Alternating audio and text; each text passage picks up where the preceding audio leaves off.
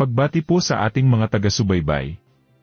Welcome po dito sa Senior Watch PH, ang inyong kaagapay sa mga pinakabagong balita at updates tungkol sa mga programa at serbisyo ng pamahalaan para sa ating mga senior citizens, pensioners, at kanilang pamilya. Sa episode na ito papanoorin natin ang naging pahayag ni SSS President at CEO Robert Joseph Declaro tungkol sa SSS Pension Inform Program. Inanunsyo niya sa 2025 Balikat ng Bayan Awards na magsisimula ngayong taon ang multi-year pension adjustment. 10% dagdag sa retirement at disability pensions. At 5% taunang dagdag sa survivor pensions mula ngayong taon hanggang 2027. Panooring mabuti at pakinggang maigi. Pension Reform Program po, in place na po to. So from September 1, nakatanggap na munang pension increase ang ating mga members. No? So, dalawang batches po to kasi mayroong nakaka-receive ng pension every 1st and every 16. Yung increase po would happen for the next 3 years. So, ibig sabihin, to answer your question directly, yes, it will, the last tranche of the increase would be in 2027. So, as shared by Commissioner Limliga, if you are currently receiving 10,000 pesos as of August 31st, 2025, by September 1st, 2027, your pension would be 13,300.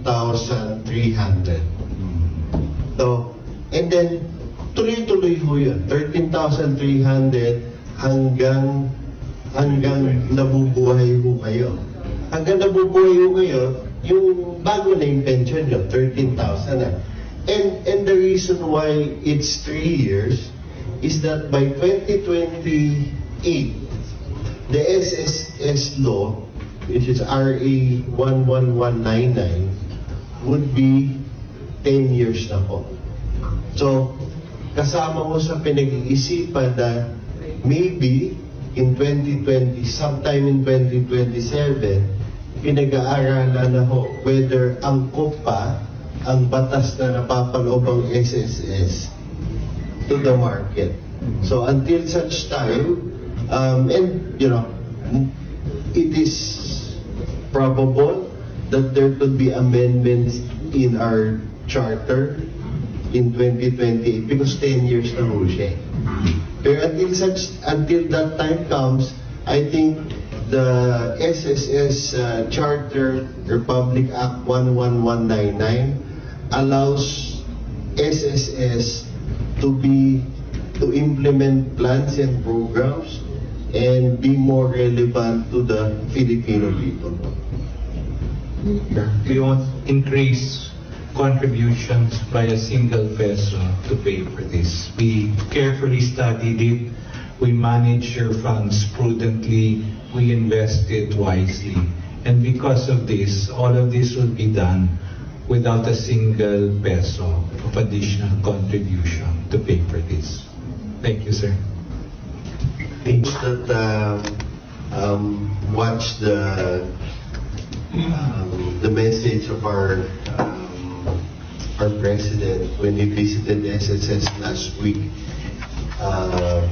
He mentioned to me when the key directive now is to make sure that you improve the service that you provide to your members, leveraging technology wherever, however, to provide better service. So, kami po sa SSS, while we will embark on a digital transformation journey, and ang aming motto ngayon is digital first but no member left behind. So, meaning we will still open new branches moving forward, but at the same time, may directive po ako to leverage technology, work with Secretary Aguda of DICT to ensure proper connectivity to our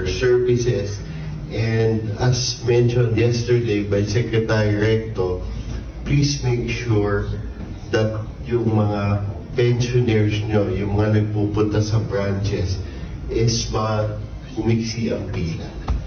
So, those are very simple tasks na sinabi sa akin, but to implement it in this scale would really be the main focus of SSS for 2026 and beyond.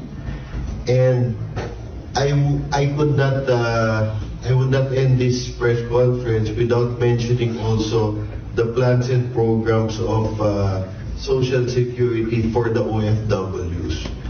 So we are also very much concerned, as shared by the President, each life of a Filipino counts. So wherever our countrymen reside, meron din ho tayo itong programa, because every Filipino is entitled to becoming a member of the Social Security system. Nilinaw ni Commissioner Victor Alfonso Limlingan na hindi tataas ang kontribusyon ng mga miyembro para sa bagong benepisyong ito. Maraming salamat po sa inyong panonood at pakikinig. Muli, ito ang Senior Watch PH, naghahatid ng makabuluhang balita at totoong impormasyon para sa bawat senior citizen at kanilang pamilya. To God be the glory.